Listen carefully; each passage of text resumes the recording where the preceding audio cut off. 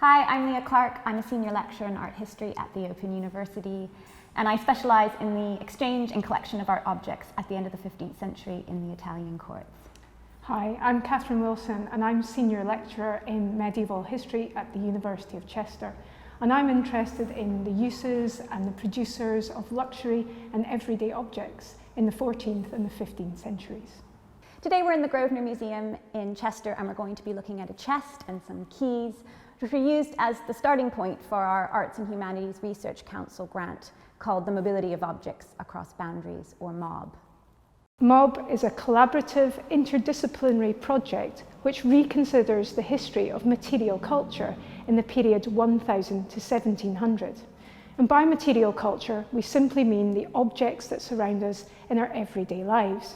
And quite simply, in the period 1000 to 1700, more objects were produced than ever before, and they travelled across geographic, cultural, political, class and linguistic boundaries.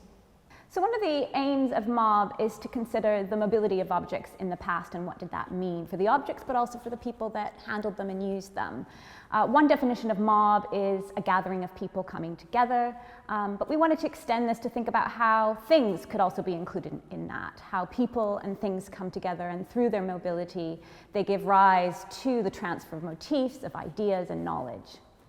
Studying the mobility of objects requires attention not only to the fluidity of objects, but at points when the objects were stopped in time or when they were transferred from one space and into another.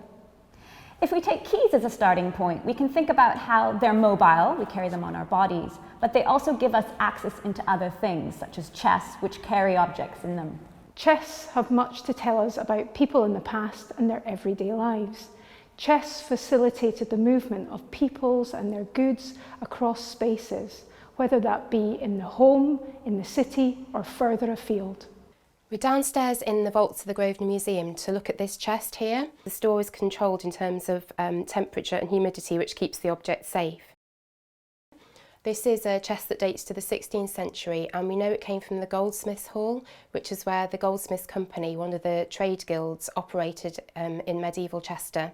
And it probably would have held their important documents, possibly some gold, but definitely some things that would have helped in the function of the guild in Chester. There's a decorative design around one of the keyholes, which shows that it was probably designed to be seen. It wasn't meant to be hidden away. It's also, although it's made of iron, it's had these additional strips of iron riveted onto it to make it look really strong and secure. This chest is made of iron, which makes it very heavy, but even so, it's small enough to be portable, so people could have picked it up and moved it and the important documents or objects inside from one place to another. Although there is a key in the top of this chest and we can open some parts of it, we've never been able to open it fully, so we don't know what's still stored inside it. It may be nothing, but it's quite possible there may be some very interesting artefacts or documents within it. It's got two keyholes too, so presumably you would have had two keys to open this chest, and that could have been an additional security measure so that a key was held by different people and they both had to be present to open it. The key in the top of this chest we can still remove, and you can see just what a big key it is and how it was designed for a really big lock here and to protect some very important things inside.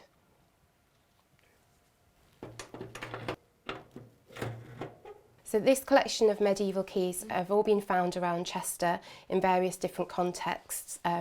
Some have come from church sites, some have come from sites that were a bit more urban and possibly would have been people's homes.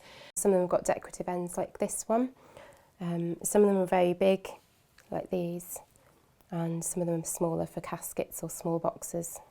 They all would have been designed to lock doors or chests to protect valuables and treasured items. This chest is still interesting as an object today.